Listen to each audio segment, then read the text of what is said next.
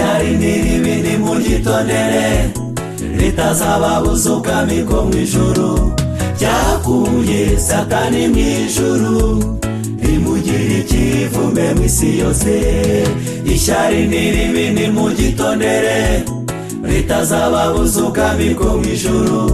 Ryakuye Satani mu ijuru rimugira ikivume mu isi yose. Reba nawe Abeli atamba igitambo, Kayini aramwica kubera ishyari yamugiriye. Reba nawe Abeli atamba igitambo, Kayini aramwica kubera ishyari yamugiriye. Ishyari n'iribi nimuryitondere ritazababuza ubwami bwo mu ijuru. Ryakuye Satani mu ijuru rimugira ikivume mu isi yose. Ishyari n'iribi nimuryitondere ritazababuza ubwami bwo mu ijuru. Ryakuye Satani mu ijuru rimugira ikivume mu isi yose.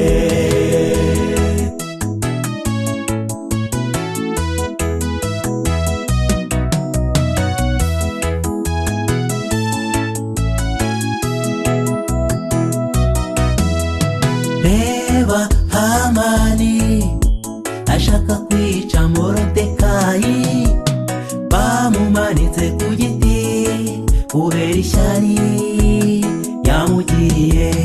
Reba Hamani ashaka kwica Morodekayi, bamumanitse ku giti kubera ishyari yamugiriye.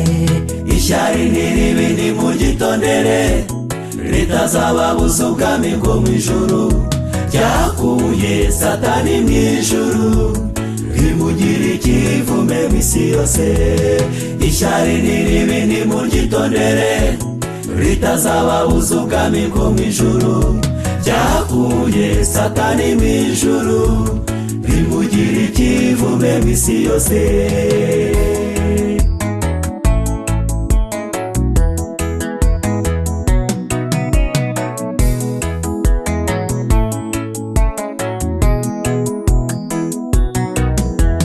Reba Yosefu agemuriye bene se, bamutaye mu rwobo kubera ishyari bamugiriye.